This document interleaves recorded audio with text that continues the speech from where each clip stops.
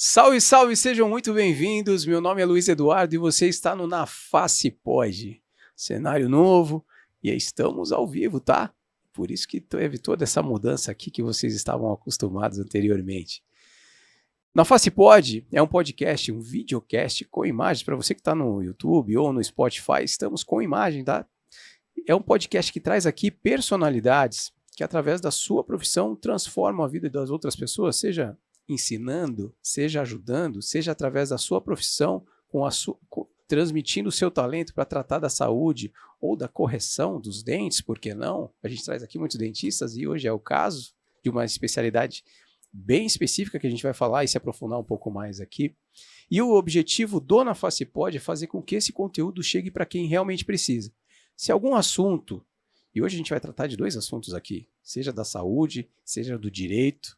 Então, se você, como paciente, ou se você conhece algum paciente que vai se identificar aqui com esse tema, encaminhe esse corte, sugira que ele assista o conteúdo completo no YouTube, para que você possa encorajar ele a procurar uma ajuda, um tratamento, seja ele qual for e qual o problema que for. Ou se você conhecer algum dentista que está precisando de algum suporte e alguma orientação jurídica, por que não? Também esse corte e esse conteúdo vai estar especialmente para ele, tá? Vocês vão entender do que eu estou falando. Para que tudo isso aconteça, a gente conta aqui com alguns patrocinadores e um deles é a Neoorto, uma fabricante localizada em Curitiba que está tomando uma proporção gigantesca e cada vez mais avançando a nível nacional, em franco crescimento depois da junção com a Medartis e Neoorto juntas, uma transferência de tecnologia absurda, que eu tenho certeza que a partir da metade do ano já vai ser uma empresa imbatível comercialmente e tanto pela qualidade dos seus produtos, tá? A gente está falando de produtos, placas e parafusos para cirurgias ortognáticas, para bucomaxilo, para ortopedia, quadril, joelho, coluna, torácica, eles têm de tudo e além da linha customizada da Neoorto, que é a Neo Custom, talvez o melhor custo-benefício de material de fixação e também de próteses customizadas. Vale a pena conferir o QR Code que está aí no canto da sua tela e confira o site da Neoorto com todos os produtos. Eu vou te falar, a fábrica nova tá linda e acho que inaugura agora, tá? Vai ser é algo que eu nunca vi. Aqui no Brasil não tem nada igual e falam que fora do Brasil também não tem pela estrutura e pela qualidade da fábrica. Já mando um abraço para todo mundo da Neoorto, essa gigante que eu tenho a honra de estar aqui conosco. Outro patrocinador é o ITC Curitiba, Instituto de Treinamento Incadável. Você, professor, quer divulgar sua técnica cirúrgica e de uma forma ainda melhor para os teus alunos? Chega de fazer aquela técnica no biomodelo, em resina. Quer tornar essa experiência ainda mais eficaz? O ITC Curitiba te disponibiliza salas para você fazer a tua aula teórica e também o laboratório para você ter a parte prática com peças frescas para simular a cirurgia como ela deve ser. De pele a pele, como diz os cirurgiões e os bucomaxilos, os dentistas, de pele a pele, para você ver exatamente como que funciona toda a camada de pele, de tecido, óssea. O ITC tem peças impecáveis para que você possa disponibilizar isso para os seus alunos e o momento de errar é lá no ITC. Treina, se dedique e vai para o teu consultório muito mais preparado para que você possa entregar para os seus pacientes. Acesse o QR Code do ITC, veja os cursos disponíveis no ITC e para você, professor, entre em contato. Você tem o interesse de levar o teu curso para lá, num cadáver lab seu que você sempre sonhou? Entre em contato com o pessoal, a Jéssica, a Silmara, o Márcio vão fazer um preço especial para você, tá? Outro patrocinador aqui que nós temos é a Capim, um software para clínicas odontológicas, que cuida do paciente desde a entrada até a saída. Então, quer facilitar a vida da sua secretária com um software maravilhoso, inteligente, rápido, de fácil utilização? A Capim disponibiliza para você. E também faz a gestão não só dos prontuários e da gestão administrativa, mas também a gestão financeira da sua clínica. Então, você vai passar o tratamento, vai cobrar o tratamento do seu paciente. Ele quer parcelar, mas você não quer assumir o risco de inadimplência, não consigo parcelar, a Capim financia o tratamento para você e você, dentista, recebe em um dia útil, parcela em 21 parcelas, tá?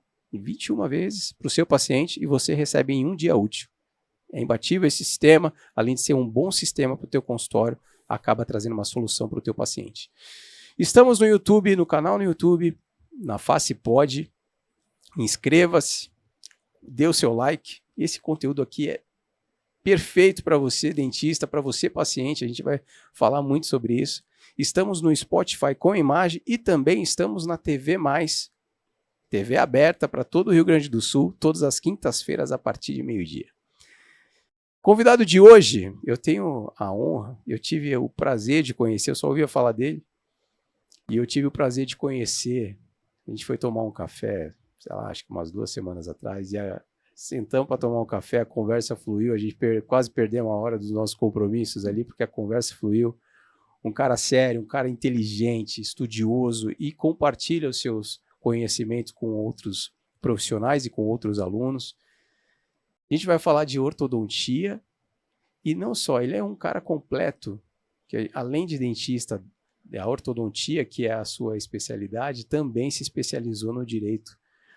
E a gente vai querer saber de tudo, como foi essa construção, e vai tirar muitas dúvidas aqui, que pode ser sua dúvida, viu, dentista?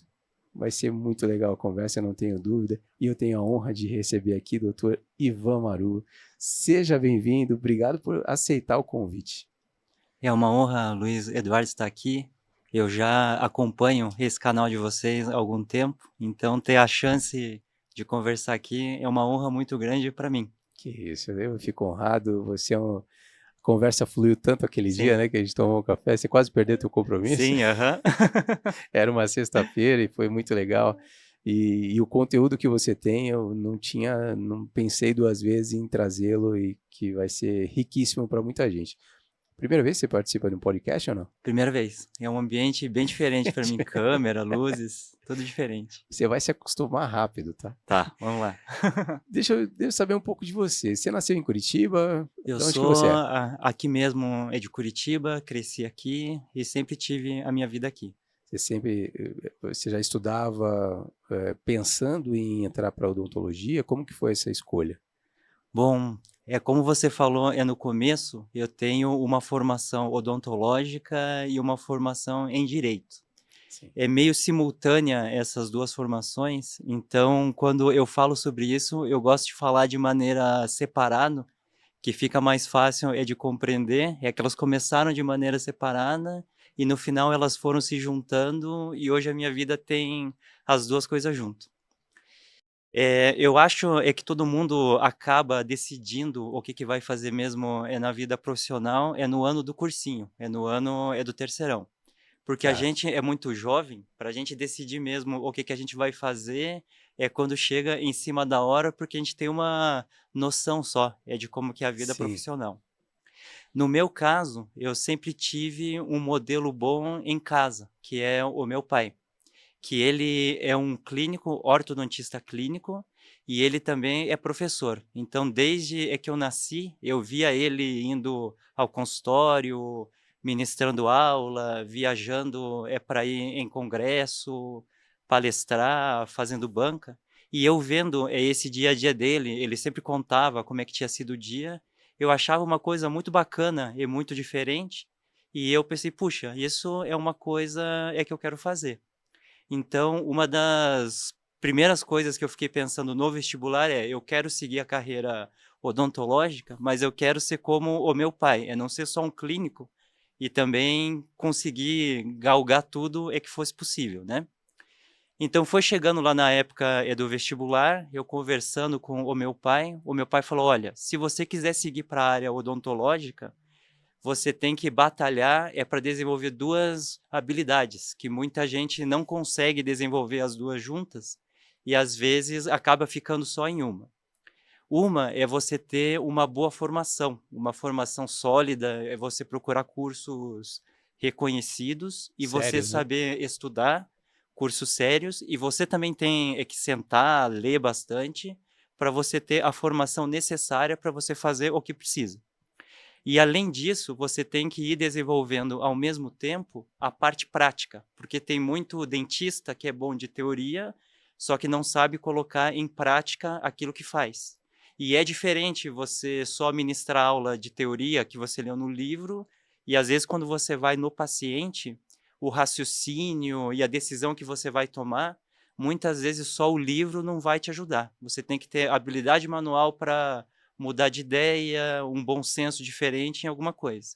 Que legal isso. Eu trouxe alguns dos teus colegas aqui, inclusive, e esse é um ponto que a gente dificilmente falou, porque uma coisa é você estudar e uma coisa é você tomar decisões na frente do paciente, né? Que você está lá como responsável, né? Sim. E como que você construiu isso? Bom, então é que o meu pai falou assim: olha, é você querer fazer o que eu fiz, é fácil falar, mas é difícil fazer. Então saiba que você vai ter uma longa jornada, mas você vai saber que quando chegar no final dessa jornada, você vai ter mais segurança para fazer as coisas. Ele te apoiava assim? Eu falava, Ivan, melhor não. Ou ele te apoiava para seguir? Ele sempre me apoiou. E uma coisa boa que eu vejo nele é que ele é de uma época que você não tinha internet, você não tinha referência das coisas, e ele teve que fazer muita coisa na prática, viajando, conversando com outros profissionais, fazendo cursos não tão bons. Ele teve que ralar bastante. Então, quando chegou na minha vez, ele falou: olha, então pelo menos você erra coisas diferentes. Você não vai errar as mesmas coisas que eu errei. Sim. Então você vai fazer tudo o que você puder certo, né? E daí, a partir daí, é que você toma, é que o teu caminho. E aí ele foi me dando as bases, então desde que o vestibular eu pensei: "Bom, eu tenho que ter uma boa formação".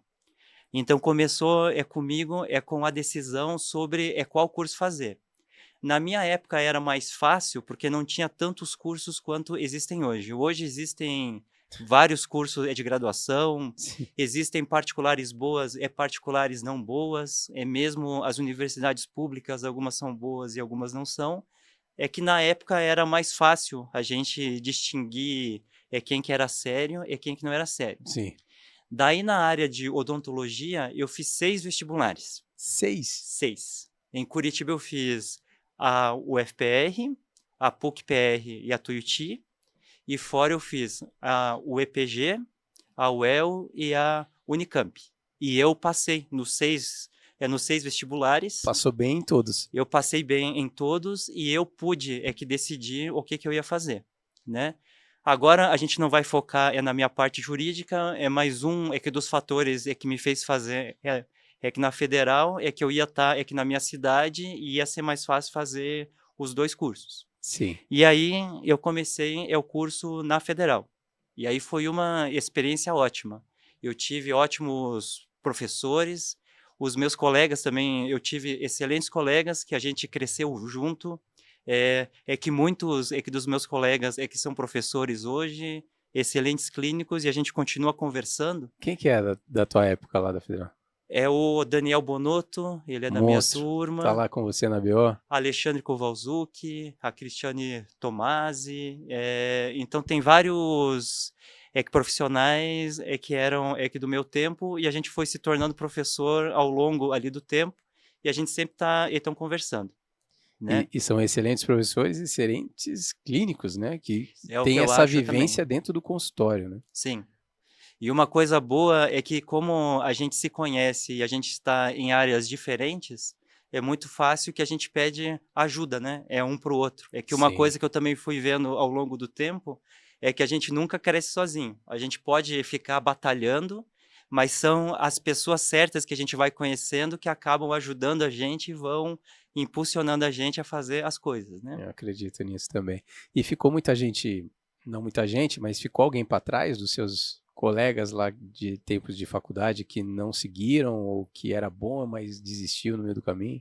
A gente tem alguns colegas que foram, para outras áreas. Por exemplo, a gente tem um que a gente conversa sempre, que ele é hoje policial federal.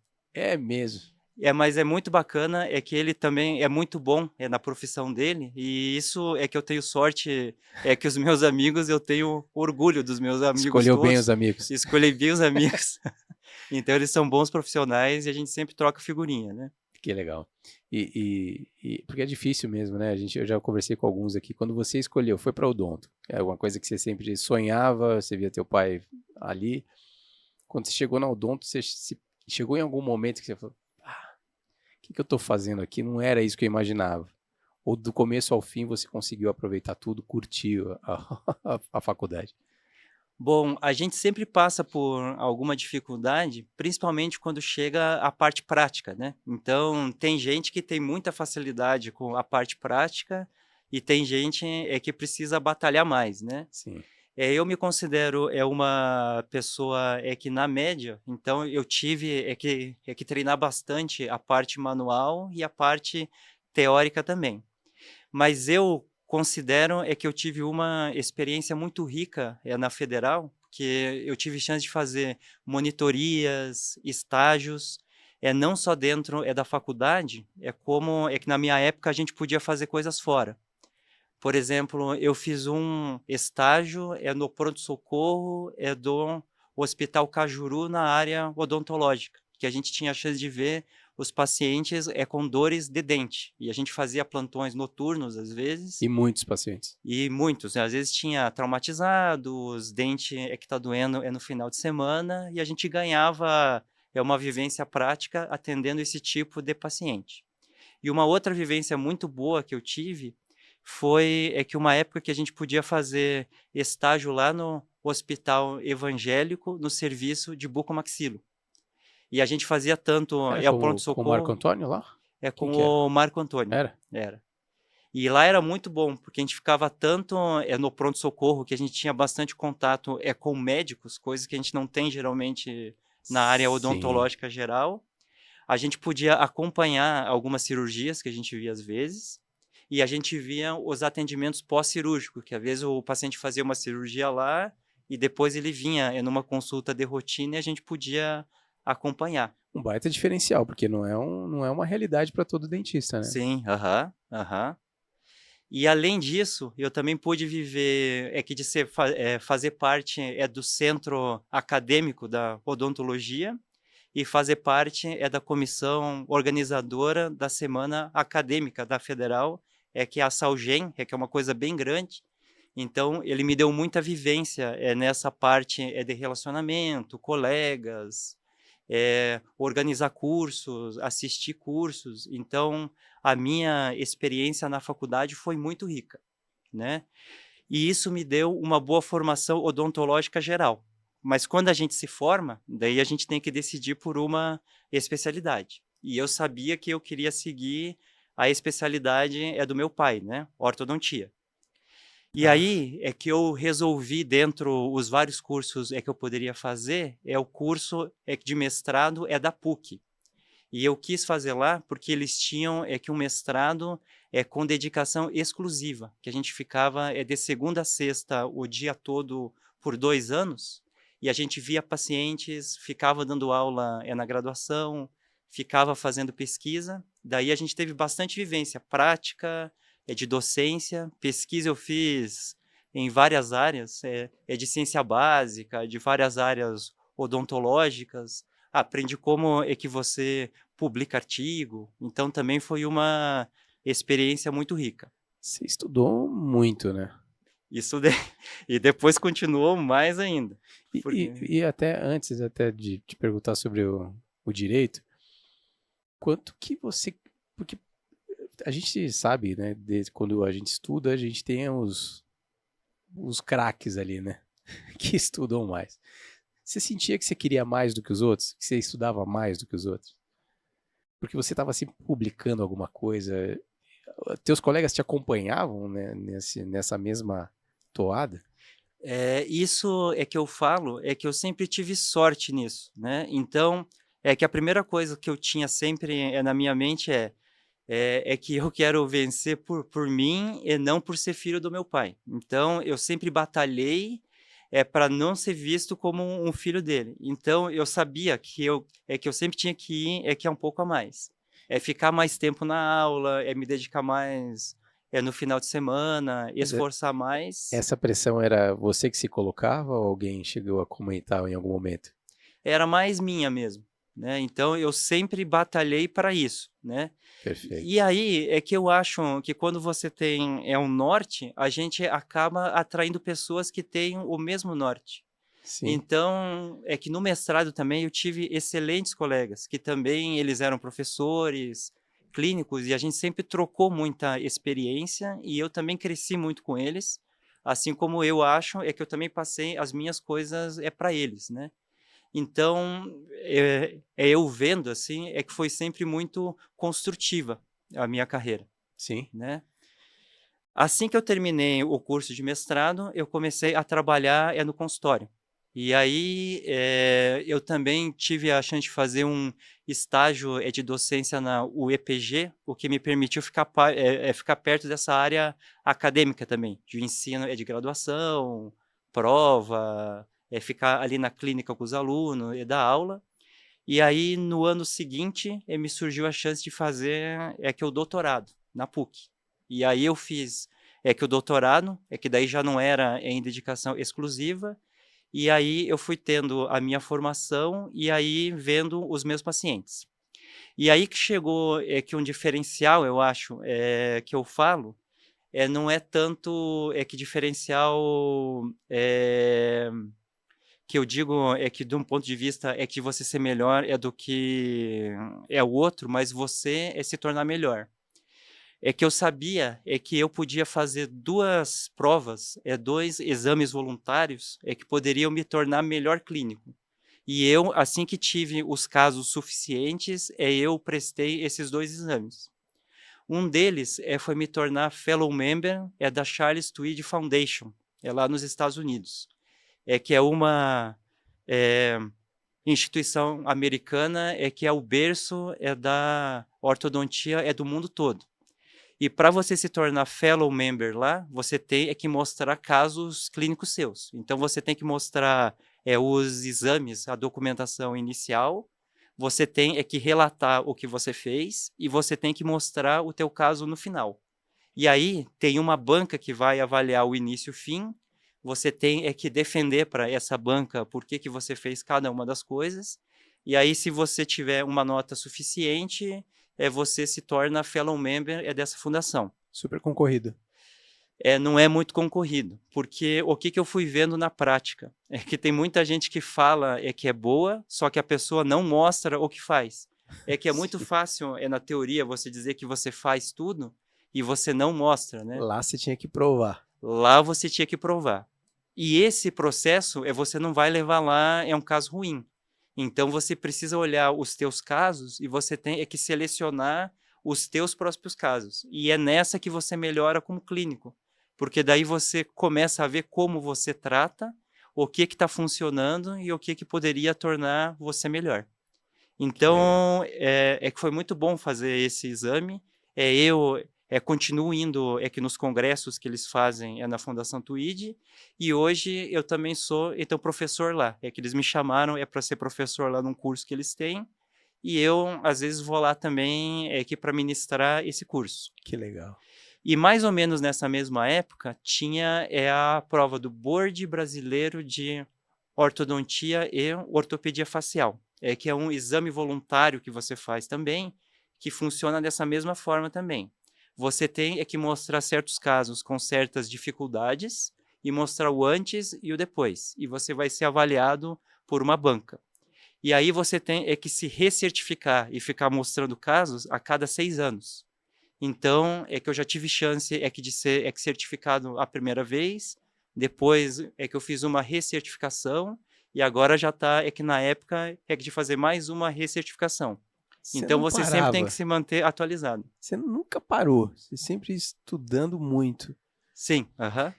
Entrando na ortodontia, que é a sua formação, sua especialização, a gente fala para muitos profissionais da odonto, né? A gente vai em congressos, pode ver que vão falar que te viu aqui em algum momento, e a gente fala para muitos pacientes também, né? E a gente precisa, às vezes, desmistificar algumas subespecialidades da odontologia e as especializações. A ortodontia, para aquele paciente que acha que dentista são todas as mesmas especialidades, acho que coloca o dentista sempre na mesma posição. A ortodontia, a gente pode falar que ela corrige a mordida do paciente, a oclusão, ele traz um alinhamento para a face. Como que você pode definir a ortodontia para esse paciente que hoje desconhece? Uhum. Bom, é que eu acho, então, que a maneira mais didática de falar sobre isso é falar sobre os 4 objetivos de um tratamento ortodôntico, é que quem criou esses 4 objetivos foi o Charles Tweed. Então, ele fala, na formação dos profissionais, a gente tem que buscar 4 coisas. Então são isso que os pacientes eles têm que pensar, que é para isso que ele faz, que o tratamento. É que o primeiro deles é estética da face e do sorriso. E isso, hoje existem várias especialidades, existem várias formas da gente avaliar isso, mas isso é uma coisa que os ortodontistas de formação, eles têm que olhar. Então a gente fala na Fundação Tweed que a gente tem que seguir o seguinte princípio: face first. Então quando a gente olha um paciente, a gente primeiro olha a face dele. Se a face estiver ruim, a gente tem que mexer na face dele, seja só fazendo ortodontia, ou seja com o auxílio da cirurgia ortognática, harmonização orofacial, o que for preciso. E se a face estiver boa, a gente tem que ver por que a face é bonita e a gente tem que tentar manter essa face bonita. E existem várias formas de você fazer o tratamento que você piora a face. Então você tem que saber quais são as formas de tratamento para você manter a face do paciente harmônica. O primeiro é a estética. A segunda é a função. A função é você seguir os princípios oclusais para você ter os dentes engrenados, que de uma maneira. Hoje sabe-se que não tem relação da parte oclusal com a DTM, mas quando você tem uma oclusão equilibrada, os problemas que a DTM e o bruxismo podem trazer, as consequências são menores. A oclusão, para quem não está habituado com esse termo, o alinhamento, é a mordida do paciente. É como os dentes superiores encaixam nos dentes inferiores. A gente chama isso de oclusão dentária. Perfeito. A ortodontia, você vê que ela veio evoluindo, ela mudou, porque antes, lá atrás, no nosso tempo, quando a gente era criança, a gente via muitos aparelhos ortodônticos, parece que a gente não vê tanto hoje. Não sei se é porque a gente foi ficando mais velho também, e na fase que as crianças usam a gente não acompanha tanto, mas os aparelhos móveis, aqueles aparelhos que eram capacete, ainda tem ou foi diminuindo com a tecnologia? Como que tá a ortodontia? Qual foi a evolução dela? Uhum. Eu gosto de separar, para o público leigo, quando eu falo sobre a parte ortodôntica, que a gente tem 2 mundos aqui no Brasil, que eles convivem de maneira simultânea e muitas vezes a gente não consegue que diferenciar um do outro. Por um lado, está muito evoluída hoje a ortodontia, por causa das pesquisas que elas conseguiram ser mais precisas, por causa dos recursos digitais. Hoje a gente tem os mini implantes, as mini placas, hoje a gente tem alinhadores, a gente tem vários recursos a mais do que a gente tinha antes. E quando isso está na mão de bons profissionais, a gente consegue ter uma boa evolução dos tratamentos. Só que da mesma forma, cresceu aqui no Brasil uma ortodontia ruim, que é por causa do grande número de cursos de graduação, as exigências elas foram ficando cada vez menores nos cursos de pós-graduação, menos horas, menos cobrança, então tem muito profissional ruim, que mesmo com todos esses recursos tecnológicos, ele não consegue oferecer um bom tratamento. Então, tem muitas coisas clássicas que elas continuam sendo usadas hoje, que elas são boas e continuam sendo boas. Então, por exemplo, anéis nos dentes. Alguns casos a gente usa as bandas, os anéis, e vai usar alguns tipos de aparelho, e eles se apoiam que nessa parte mais raiz da ortodontia que funciona bem. E algumas coisas que nos casos mais simples se tornaram mais fáceis por causa dos recursos digitais que são os alinhadores. Então, muita coisa clássica existe ainda hoje, que ela é usada, ela é menos usada, mas para certos casos é o que melhor funciona. E nos casos mais fáceis, a gente consegue usar mesmo os recursos mais tecnológicos. Então, vai da gente saber individualizar de cada paciente se ele precisa de uma coisa mais clássica ou se a gente pode usar alguma coisa mais moderna. E isso que eu vejo que tem muito profissional que não consegue diferenciar isso. Ele fica muito bitolado, ele fica muito fixado em um tipo de técnica e aparelho, e ele não consegue ver a individualidade de cada paciente. Às vezes pode ter um recurso melhor que ele não está apresentando para o paciente. Às vezes sim. E às vezes que o melhor seria usar algo antigo, Sim, né? que funciona muito Que bem. funciona muito bem. Quando a gente fala da ortodontia, a gente está falando daqueles aparelhos fixos, Invisalign da vida aí, que hoje tem também, que tem a mesma função, Sim, ambos fazem a movimentação dentária. só muda a Só estética. muda a forma de você fazer, a mecânica que você vai usar para chegar no mesmo objetivo. Perfeito. E a gente vê, assim, sem julgar os profissionais, mas a gente já está falando aqui dos bons e dos não tão bons. Uhum. Uso prolongado. Às vezes a gente vê pacientes usando o aparelho ortodôntico por muito tempo. Qual que é o tempo médio para se utilizar? Isso varia muito de paciente para paciente. Se usa por um tempo muito prolongado, possivelmente esteja errado, ou é um ortodontista tentando corrigir algo que talvez não seja possível. Como que é a tua visão em relação a isso? Certo. Sempre se falou da média, a média do tempo do tratamento ortodôntico. Hoje, se você parar uma pessoa na rua e você lá pergunta quanto tempo demora que um tratamento ortodôntico, a maioria já sabe que é de 24 a 36 meses. Só que isso é um valor médio que tem muitas variáveis envolvidas nisso. E isso que vai das individualizações de cada caso. Então, por exemplo, existem casos de pacientes muito novos que procuram o tratamento ortodôntico e alguns é necessário a gente fazer um tratamento o mais cedo possível. Às vezes, com 6, 7 anos, você já precisa fazer isso. Por exemplo, uma classe 3, aquele paciente que tem a mandíbula muito maior do que a maxila. Muitas vezes é preciso fazer que é um tratamento o mais cedo possível. É o queixo para frente, né? É o queixo para frente, para você ter um crescimento mais harmônico. Tá. E aí cai também ali naquilo ali que a gente estava falando, que dos aparelhos clássicos, a melhor forma de você tratar os casos de pacientes novos que tem a mandíbula grande é você usar uma máscara facial, que é você usar um tipo de aparelho fora da boca, apoiado na testa e no queixo, e você puxa o osso maxilar para frente, apoiado em um tipo de aparelho fixo preso no céu da boca. Então, hoje, continua sendo o padrão ouro do tratamento de uma criança com 6, 7 anos que tem uma classe 3. E aí, você consegue, às vezes, em 2 anos, que em 24, 36 meses, fazer com que aquele paciente classe 3 ele fique numa relação normal. Só que ele só tem 8 anos.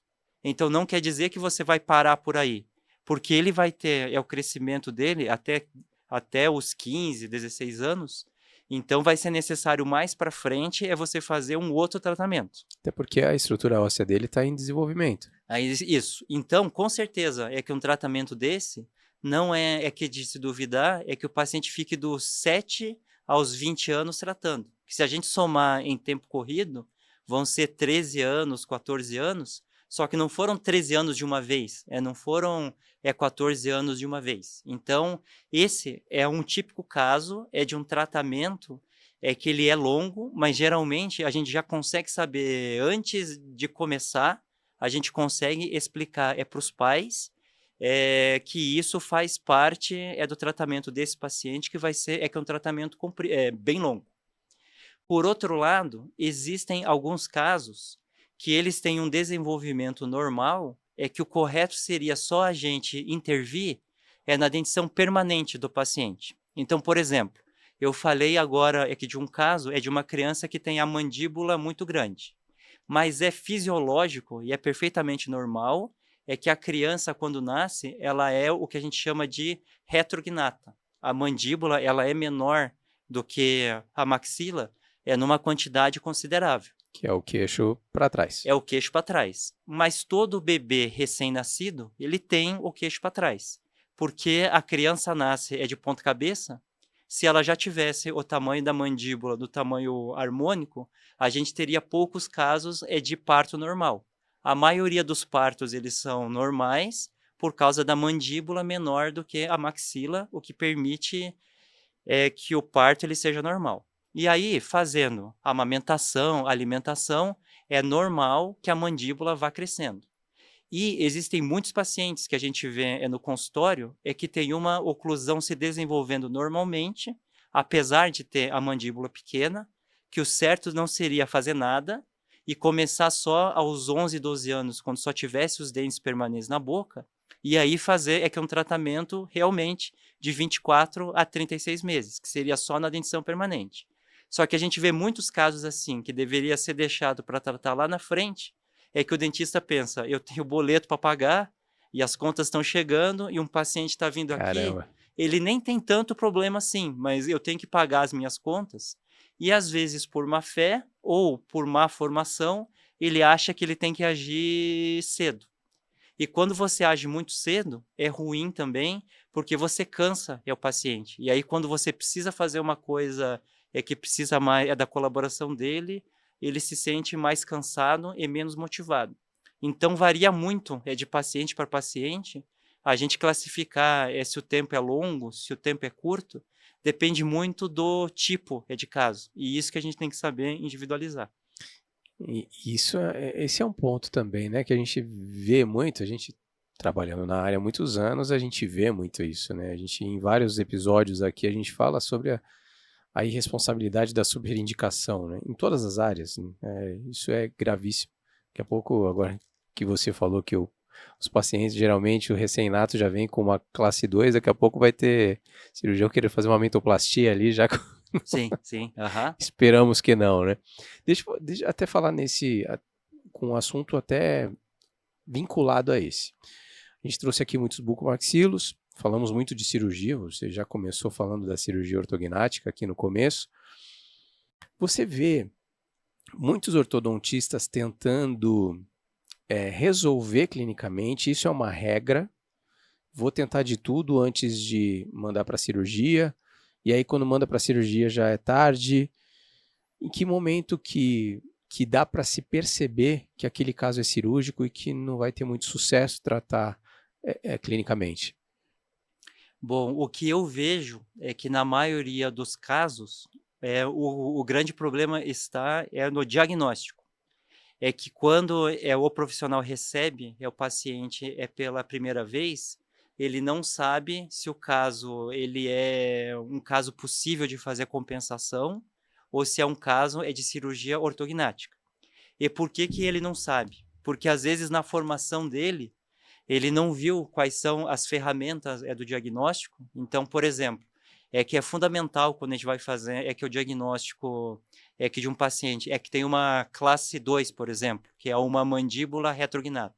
É uma mandíbula muito pequena, a gente tem que partir que primeiro de quanto que ela é pequena.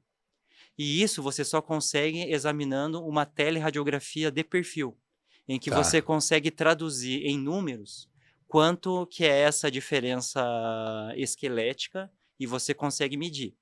O que eu vejo, e eu já vi aqui na faculdade, aqui nos cursos que chegam alguns pacientes assim, muitos profissionais fazem que um tratamento só com a radiografia panorâmica antes de começar o tratamento e eles nem avaliam a face do paciente direito.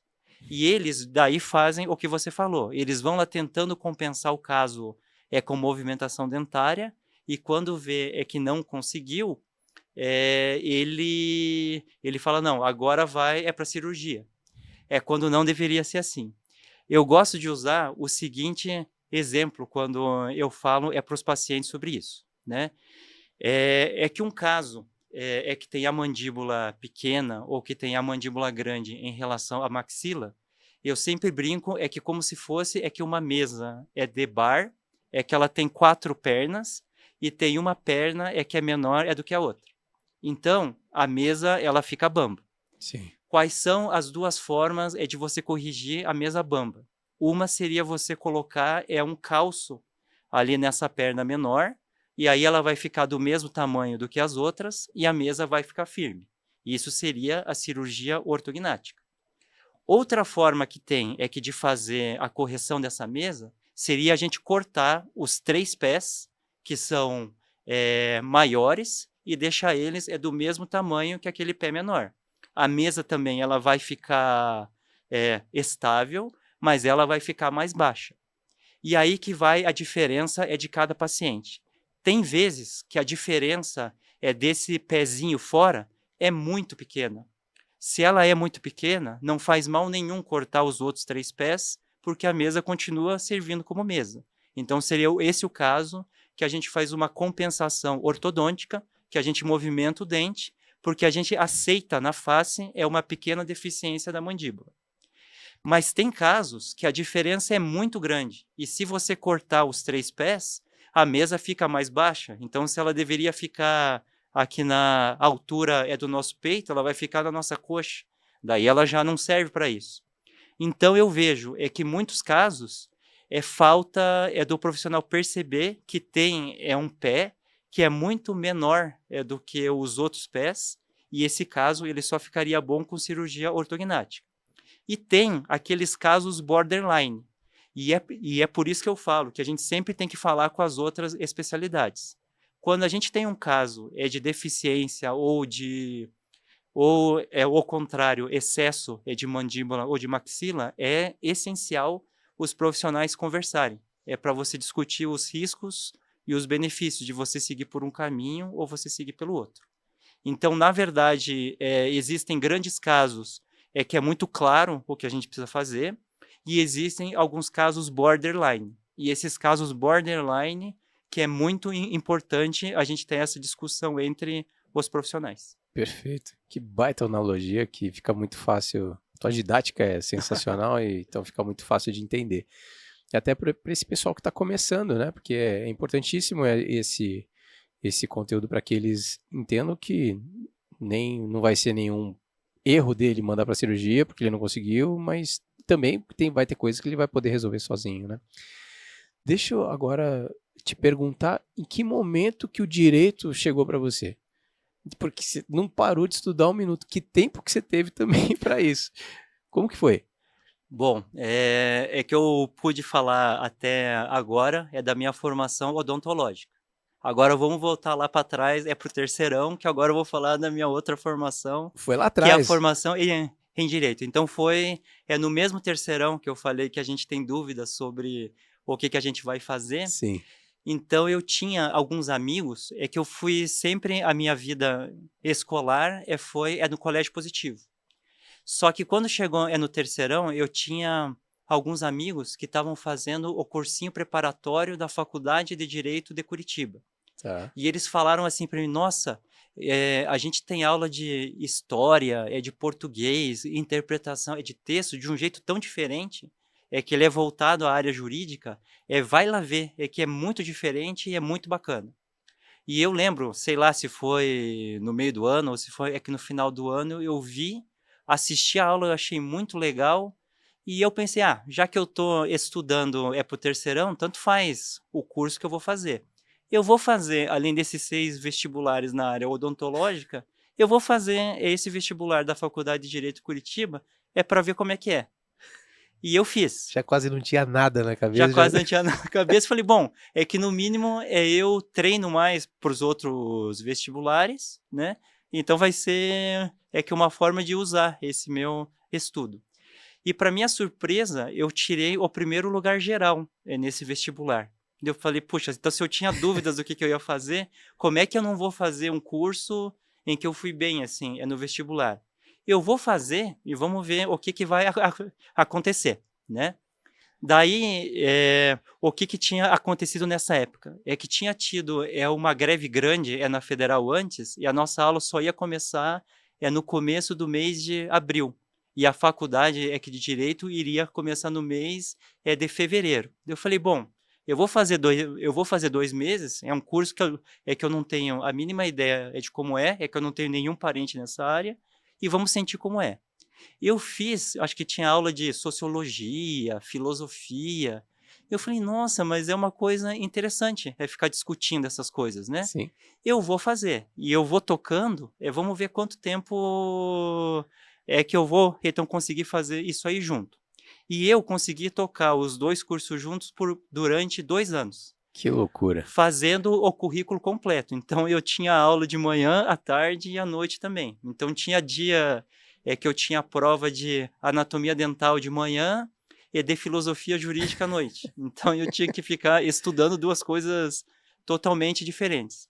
Mas daí cai ali naquilo também, que eu sempre tive colegas muito bacanas, que me ajudavam a estudar, aí me desenvolvendo, e eu pude fazer uma boa faculdade, e eu gosto, que eu tenho, que é uma formação pura, que em direito que eu falo, que como foi, então seria como se fosse, que é o meu primeiro curso, assim como foi odontologia.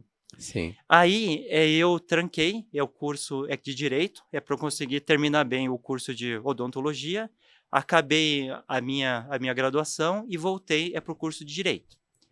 Para eu entrar no mestrado, que eu não conseguia fazer prova que naquele mesmo ano, porque já tinha tido no começo do ano, que eu fui fazer 2 anos depois. Então, nesses 2 anos, eu fiquei cursando o curso de Direito, e quando eu entrei no mestrado, eu ficava fazendo algumas disciplinas isoladas de Direito. E assim, eu me formei no curso de Direito, fiz o exame da ordem, passei no exame da ordem, e aí foi mais ou menos que na época em que eu comecei a trabalhar no meu consultório.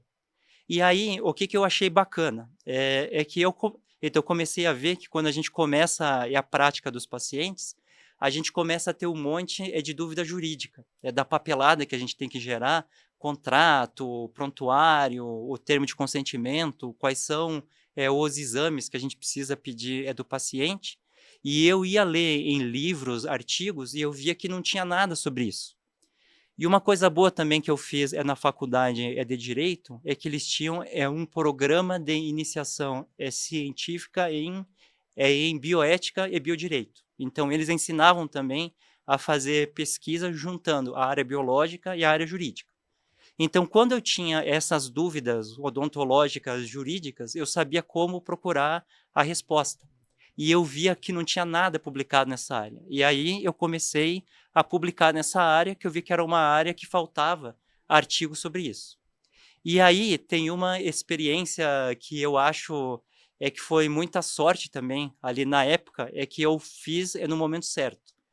Assim que eu terminei o curso de Direito, eu fui me voluntariar no Conselho Regional de Odontologia do Paraná, para contribuir na comissão de ética, porque nessa área estava se desenvolvendo mais os processos éticos odontológicos, né? E eu sabia que eles estavam, então, pegando voluntários para ficar nas audiências, Sim. ouvindo o cirurgião dentista e o paciente. E eu fui lá me oferecer, contei da minha formação, e eu achei que eles iam falar assim, olha, então fica aqui numa comissão. Só que, para minha surpresa, eles chegaram assim para mim, olha, você chegou no momento certo. A gente precisa de você para um cargo que ninguém quer pegar aqui, que é o cargo de defensor dativo. Eu nunca tinha ouvido falar sobre isso. Acredito que 90% dos cirurgiões dentistas não sabem o que é um defensor dativo. O que é isso? Então, quando tem algum cirurgião dentista que faz alguma infração ética, o conselho ele não pode condenar direto. Ele tem que seguir todo um processo. O processo começa notificando o cirurgião dentista a comparecer no conselho em certo dia e em certo horário para se defender. E alguns cirurgiões dentistas denunciados, eles simplesmente não dão bola e não vão das audiências. O que E, acontece? e segundo a norma do Código de Processo Ético Odontológico, o conselho não pode dar decisão nenhuma se não tiver nenhuma manifestação do denunciado. Então, nessa hora que entra o defensor dativo, que é um cirurgião dentista voluntário do conselho, que se propõe a defender esse colega que não foi se defender. Então, ninguém queria, porque então seria como você defender um bandido, né? Sim. Então, o cara nem quis se defender e ele acha ainda é uma defesa. Como eu queria trabalhar nessa área, eu falei, bom, então já que vocês precisam disso, eu aceito esse cargo. Então, nessa época era ainda os processos físicos, né? Então, chegou que a chefe ali da comissão é com uma pilha de processos físicos. Então, para quem não está vendo, então são 2 braços abertos muito grandes e pastas cheias de folhas. E aí eu falei, nossa, mas tem bastante processo dela. Não, esses são só os que vencem nesse mês. Tinha E, muito mais que e aquilo. tem muito mais outros que vão vencer que nos próximos anos. Então você leva esse monte aqui e aí você começa a trabalhar neles e quando você for fazendo as defesas, você vem trazendo e protocolando aqui. E é trabalho de quanto tempo essa quantidade aí? Como assim? Esse calhamaço de documento foi trabalho para quanto tempo? Ah, isso aí é que demorou um bom tempo. É que o meu primeiro desafio foi como é que eu vou defender? É que a primeira imagem que a gente tem é aquela de filme americano, né? Que você vai achar que é uma testemunha que vai falar alguma coisa, alguma prova para você salvar o acusado. Só que eu não queria fazer isso, porque é que na minha mente é que não era justo, é que um cirurgião dentista que não quis se defender, eu ficar tentando fazer é uma defesa mirabolante. E aí foi nessa hora que eu falei primeiro do meu pai, né? A minha mãe, hoje, ela é aposentada, mas ela era servidora pública estadual, do Conselho Estadual de Educação do Paraná. E o trabalho dela era fazer pareceres jurídicos sobre vários casos educacionais. Por exemplo, que tem uma certa criança que fez 8 meses que num colégio e ela quer se transferir. E o currículo não bate dos 2 colégios. Daí você tem que mostrar que o currículo de um ele é equivalente ao outro, então para a pessoa não é, perder o ano. Existem alguns cursos técnicos que são novos, que eles têm que ser aprovados pelo conselho. E a minha mãe, ela sempre falava, olha, você ficar dando opinião pessoal nesse negócio, não vem ao caso. Você tem que saber a lei, ler tudo da lei, e você fala só o que está na lei. Então, usando esse princípio, eu falei, não, é esse aqui que é o meu norte. Eu vou ler um monte essas leis odontológicas e eu vou ver se eu consigo achar furos aqui no processo e a minha defesa vai ser só da forma do processo. E aí, o que eu comecei a ver? É que as normas odontológicas têm vários furos, tem várias lacunas que você fica na dúvida como usar, e aí você tem que ter um conhecimento jurídico de processo civil, de processo penal para resolver. E uma coisa que é difícil os conselhos eles cumprirem são as formalidades, que são prazos, os documentos que você tem que enviar, que o denunciado precisa assinar, que não pode ser a secretária dele, por exemplo, que assine. Você acabava encontrando formas de solucionar sem precisar envolver o próprio dentista ou mentir ou achar, criar justificativa que não existia. Isso, é que eu fui exatamente nessa linha. Eu não ia na parte do mérito, que a gente chama. Eu ia mais na parte formal. E eu comecei a ver vários casos e achar várias lacunas ali e comecei a fazer essas defesas. O que foi acontecendo é que nos anos seguintes, eu acho que depois de uns 2 anos mais ou menos, os conselheiros eles me chamaram e falaram, olha, você tem que parar de fazer as defesas que você está então conseguindo ganhar muitos casos que não deveriam ganhar. Mas não era esse o É... objetivo? e eles falaram assim, olha, é ruim, eu sei que você está certo, mas vamos fazer assim, a gente acha uma outra pessoa para fazer essa parte de defensor dativo, a gente quer você em uma parte diferente que a gente tem aqui, que são os casos complexos de cirurgião dentista contra paciente. São casos que tem muita documentação, que não é muito claro quem tem razão e quem não tem razão, e a gente está pegando os professores de odontologia legal que para trabalhar sobre isso, e é bom você que tem essa dupla formação, odontológica e jurídica, daí você consegue trabalhar nessa área. Caiu como uma luva ali, né? Caiu como uma luva. E hoje a gente falando para muita gente que está começando agora, que vai para o mercado de trabalho, que você teve essa dificuldade, talvez um pouco menos, mas eles estão indo para o mercado de trabalho sem a menor noção do que precisa e do que não precisa. E qual que é a importância desse dentista, pelo menos, ter uma noção básica? Ele consegue ter essa noção básica, mesmo não tendo essa disciplina ou algo na universidade, na formação do dentista? Ele consegue buscar essas informações, não precisando fazer uma faculdade de direito junto com a odonto. Ele tem onde buscar essas informações que o protege de alguma forma? Bom, é que eu posso falar por experiência própria, porque eu Mas fiz o curso de odontologia, você é um então ponto fora da curva. é que eu sei como é que é a formação odontológica e eu sei é que é pela formação, é que dos professores, é que pela situação, é do currículo. Muitas vezes a gente não consegue falar disso é que do ponto de vista prático e fica muito teórico para os alunos, então fica falando muito sobre lei só e fica só lendo a lei seca que a gente fala, fica lendo o artigo da lei em sala e o semestre que termina com todo mundo lendo um monte de lei que não conseguiu entender nada, né? Acabou o semestre, já Acabou o esqueceu de tudo. semestre, você já decorou a resposta, que é só você saber, Nunca mais, decora o né? artigo da lei e você não vai mais usar isso. Então foi nesse ponto que eu consegui publicar bastante coisa nessa área. Então eu tenho alguns artigos e são em revistas sérias, que eu Sim. mandei, que elas foram avaliados então pelos referis e olharam e tem que o rigor então é científico que nessa área, né? Eu tô tendo a chance de falar isso no curso de graduação da Federal, que eu sou também um professor lá, que tem uma disciplina chamada Administração de Consultório, em que eu tenho chance de falar alguma coisa sobre essa área jurídica. E eu consegui, nesses últimos anos, que transformar isso que eu estou falando, e às vezes é meio complexo para quem não é muito ali da área, que eu chamei de 4 princípios do gerenciamento de risco odontológico. Então, quais são esses 4 princípios, né? Então, a gente baseado nesses 4 princípios, a gente sabe mais ou menos o que que a gente precisa ler ou se não fazer curso para ter essa formação. Que o primeiro princípio é você conhecer as leis. E no Brasil é bem complicado, porque lei não é só uma coisa chamada lei, porque tem várias leis que não parecem leis, mas elas têm força de lei.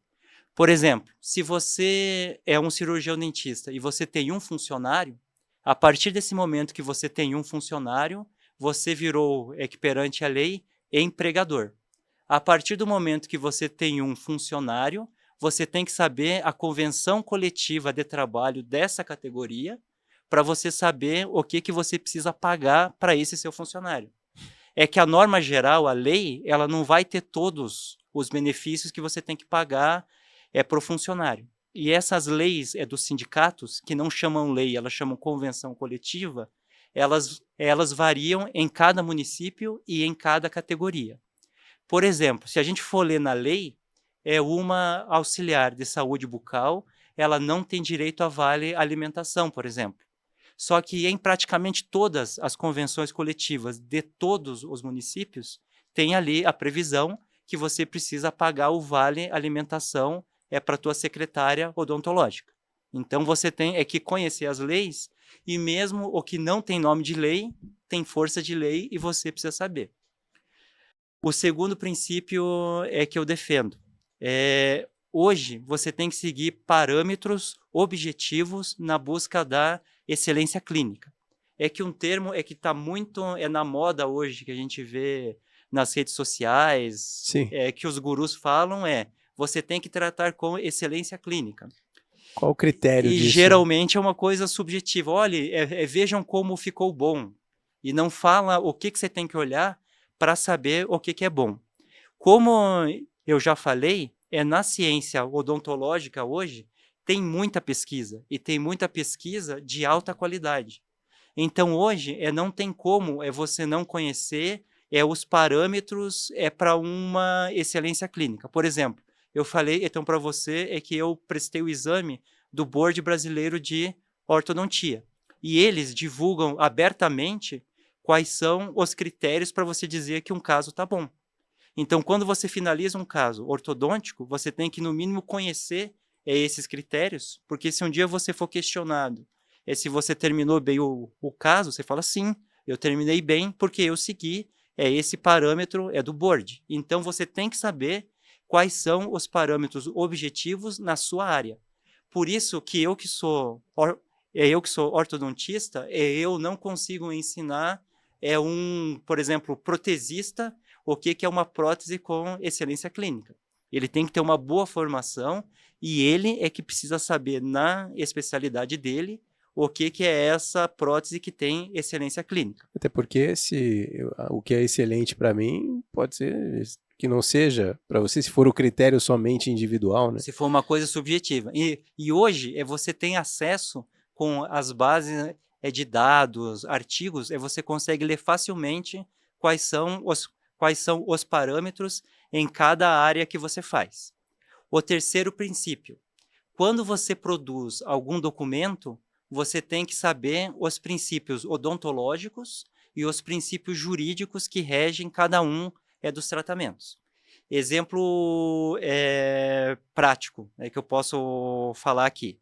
Então, por exemplo, você tem um contrato de um tratamento ortodôntico que de uma criança de 7 anos. Que eu falei, por exemplo, que tem uma classe 3. Então, pela formalidade jurídica, quem assina esse contrato não pode ser a criança. Tem que ser o responsável legal dela. O responsável legal, na maioria dos casos, é o pai e a mãe.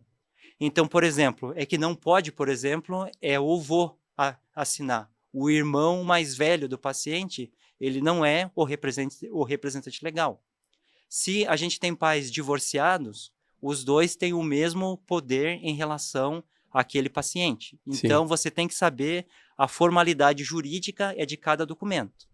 E quando você coloca as coisas no papel, você tem que saber também quais são os princípios odontológicos que regem essa área.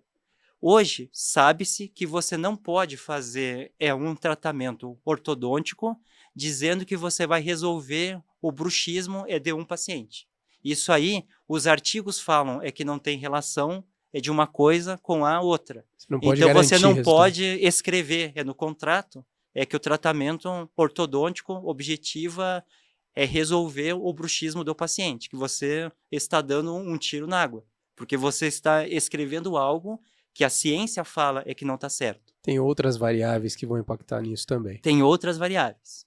E aí, o último que eu falo que eu acho fundamental isso ser ministrado nos cursos, nas diferentes especialidades, que é a prática clínica, só que ela é baseada tanto que nas evidências, só que ela tem que ser feita de uma maneira realista.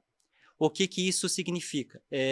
Se você for só pesquisador e na área odontológica, você não vai fazer praticamente nada, porque a maioria das pesquisas de alta qualidade mostram que a maioria dos procedimentos odontológicos você não tem uma evidência forte que funciona. Só que mesmo não tendo as evidências fortes, você vai ter que tratar o paciente. Então, você vai ter que saber pesar quais são as evidências de menor qualidade que você vai usar para resolver cada caso. Então, se o clínico geral utilizar esses 4 princípios na área dele, ele já tem um bom norte de como fazer uma boa prática clínica. Pelo menos para ter um caminho a seguir e procurar ajuda, porque possivelmente não vai resolver sozinho, né? Sim. Um outro tema que a gente conversou quando a gente se encontrou, e uma das tuas especialidades, que também o tempo passa para todo mundo, para todo profissional, vai chegar um momento que a gente pouco fala, pelo menos com os profissionais que eu converso, e parece que não é que nem jogador de futebol, né? Não quer pensar no momento de parar. Só que acontece, em algum momento vai chegar esse momento da aposentadoria para o dentista.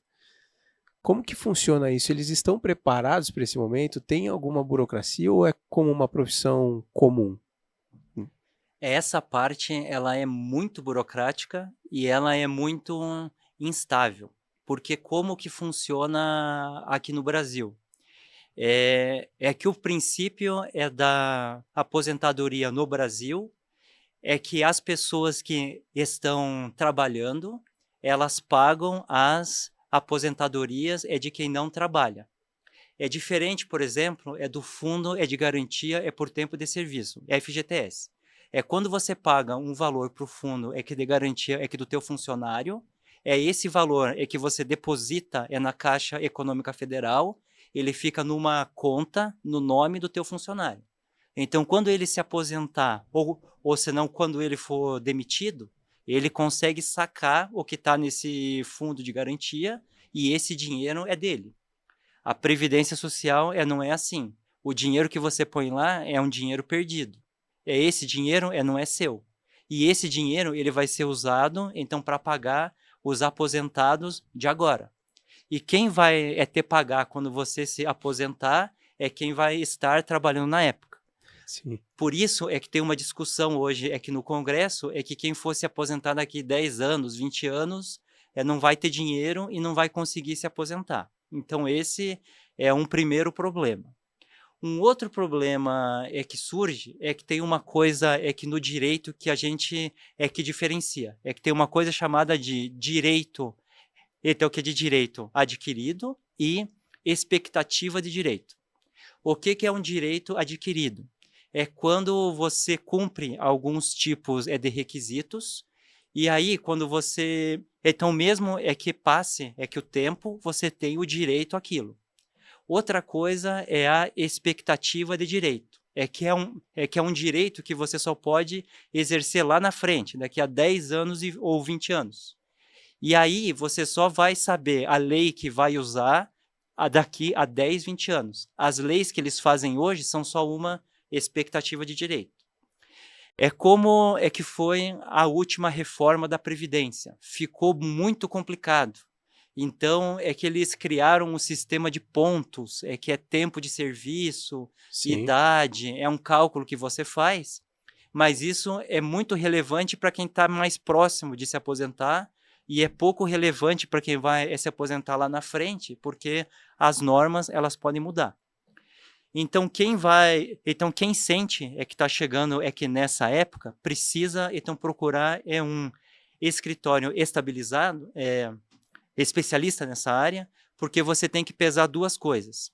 O cirurgião dentista, ele tem que o direito a uma aposentadoria especial em tese. Você pode agir como se fosse um contribuinte autônomo. Então, por exemplo, que uma dona de casa hoje que não tem nenhuma carteira de trabalho assinada, ela pode pagar como se fosse um plano de saúde, todo mês um valor da Previdência Social. O cirurgião dentista, ele pode ficar quieto, que ele não conta para o governo que ele é dentista, e ele vai depositando, e ele vai usando aquela regra normal da Previdência Social, do número de pontos, e a sua idade e o tempo de serviço.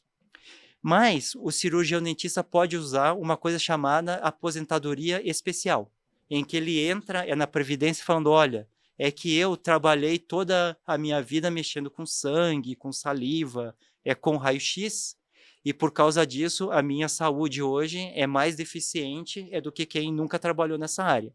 Então eu tenho o direito a me aposentar mais cedo. E aí tem uma norma diferente. É como se fosse insalubridade. Você tem que mostrar por meio de vários documentos que você entrou em contato com muito material biológico por muito tempo, então você tem a saúde pior e você tem que se aposentar mais cedo. E é um risco real, né? Que E vocês é vivem. um risco real. Mas uma coisa então que é muito diferente ali de antes e de depois, o que era muito comum? O cirurgião dentista, ele se aposentava e continuava trabalhando no consultório. Sim. Porque ele fazendo isso que ele pelo menos parava de pagar todo mês a Previdência Social e era um gasto a menos. Mas hoje, pelas normas da Previdência Social, se você pedir a sua aposentadoria especial, você não pode mais trabalhar como dentista. Porque você está falando que você está com a saúde deficiente por causa da saliva e por causa do sangue, Vai e aí continuar você vai trabalhando. continuar trabalhando em uma atividade insalubre. Então hoje você tem que pesar os dois cálculos, porque às vezes vale a pena fazer aposentadoria especial, se você tiver um outro negócio, uma outra fonte de renda, ou se você só tiver a fonte de renda ou consultório, talvez não valha a pena fazer essa aposentadoria especial. E sabendo que se o governo que se o governo mudar, que se os deputados mudarem, eles podem mudar totalmente as normas, e isso que vale hoje não vale mais daqui a 10, 20 anos. Você tem que ficar atento o tempo todo na lei. Tem que ficar atento o tempo todo na lei. E o quanto, bom, os profissionais sabem muito pouco sobre isso, né? Sim. E chegam nesse momento despreparado e precisa de uma luz como a tua para jogar para esse problema, né?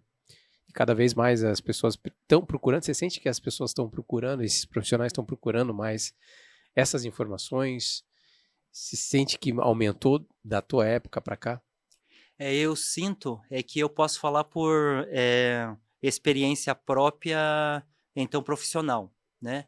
Porque assim, então como eu então comecei que a trabalhar junto odontologia e direito, todo curso de especialização em qualquer área odontológica, existem duas disciplinas obrigatórias, que todo curso tem que ter.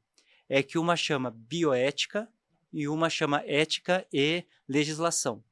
Então eu sou muito chamado para ministrar aulas nesses cursos, e são os mais variados cursos. E eu vejo que eu estou sendo cada vez mais chamado, porque daí é que os coordenadores eles falam assim para mim: antes a gente ministrava essa aula rapidinho, só lendo a lei. Só que a gente vê que os alunos, quando a gente faz isso, eles não se motivam, eles nem vêm ali na aula e não tem ganho nenhum. E aí eles ficam sabendo que eu trato sobre casos reais, conto alguns artigos que eu faço, e eles me chamam para falar sobre isso sobre isso nos cursos. Então eu vejo que eu sou cada vez mais chamado em várias cidades, em vários cursos. E as turmas estão cada vez maiores. E as turmas estão cada vez maiores, e então eu vejo ali que os alunos ficam na aula, né? Porque a gente vê muito que dos alunos começam a ver a aula, se desinteressam e saem da aula, né? Que por sorte minha, os alunos eles geralmente ficam que na minha aula do começo até no final. Podemos falar em primeira mão que em breve esse curso vai estar disponível para mais pessoas em qualquer parte do país que tiver interesse num conteúdo como esse. Opa, seria uma honra para mim compartilhar esse conhecimento. Em breve isso já está pronto para acontecer. Sim, a gente está conversando aqui, está nos ajustes finais aí. Vai ser riquíssimo para quem precisa, porque cada vez mais a gente vê as pessoas precisando e sem base nenhuma para começar a trabalhar, para seguir trabalhando e para terminar a sua função quando for se aposentar. Então, eu acho que é rico e poucos profissionais tão especializados como você tem. É raro isso no país hoje, falando com uma didática tão brilhante como essa. Doutor, eu sem palavras para te agradecer. Piscou aqui, ficou faltando um monte de coisa aqui que a gente vai ter que voltar em algum momento, achar um lugar na tua agenda para você voltar, principalmente para a gente se aprofundar ainda mais nessa parte do direito. Certo. Porque eu vejo muitos profissionais, eu converso com eles todos os dias e eu vejo a demanda e a necessidade que tem sobre isso. Então eu fico muito honrado em te receber aqui, um presente para o NaFacePod, um presente para mim, ter um gênio aqui com uma história tão bonita, que você quis tanto, se dedicou tanto, e para estar entregando tanto para os profissionais é uma honra muito grande estar dividindo isso aqui para quem está assistindo. Muito obrigado. Eu que fico muito grato por vir aqui, né? Que eu já era fã de vocês, então estar aqui nesse estúdio para mim é uma grande honra, e sou eu que agradeço pelo convite. Muito obrigado, doutor, mais uma vez. Obrigado pelo seu tempo. Opa, ótimo. Estamos sempre à disposição. Muito obrigado. Para você que ficou até agora, muito obrigado a todos que assistiram esse gênio. Aqui, Zé, a gente precisava dar um certificado para quem assistiu, tá? Com essa aula desse mestre. E em breve vai ter um curso dele já bombando por aí, com tantos dentistas precisando. Ele vai conseguir dividir isso muito mais detalhadamente para você ter segurança, para você praticar e exercer a sua função de dentista. Agradeço mais uma vez aos nossos patrocinadores, a Neorto, o ITC Curitiba, a Capim. Agradeço também a Ortofácia, Não Complica. Não Complica, portal de cursos e treinamentos voltados para a área da saúde. Não só para você que tem uma equipe administrativa, para você dentista que quer capacitar melhor a sua equipe administrativa de atendimento, sua secretária, o Não Complica, ele traz esse conteúdo para você. E não só para sua secretária, mas para você dentista também, quer se comunicar melhor, quer tornar um atendimento mais comercial, mas respeitando o teu paciente, sem empurrar tratamento, que isso não tem nada pior, o Não Complica te proporciona tudo isso. E além de outras especialidades técnicas, seja de profissões, dentistas trazendo técnicas cirúrgicas para você ter uma introdução e para você poder aumentar o seu portfólio no seu dia a dia do consultório. Acesse o QR Code do Não Complica e veja os cursos disponíveis ali no portal. Agradeço mais uma vez, obrigado pelo suporte aí, cara, tamo junto. Agradeço a todo o pessoal que se inscreveu. Se você ainda não se inscreveu, se inscreva no nosso canal no YouTube para você receber conteúdos como esse, tão importantes e para que possa chegar ainda mais para mais pessoas. Confira a gente também no canal no Spotify e na TV aberta todas as quintas-feiras a partir de meio-dia na TV+. Muito obrigado mais uma vez, fiquem bem, fiquem em paz e até o próximo episódio. Até mais.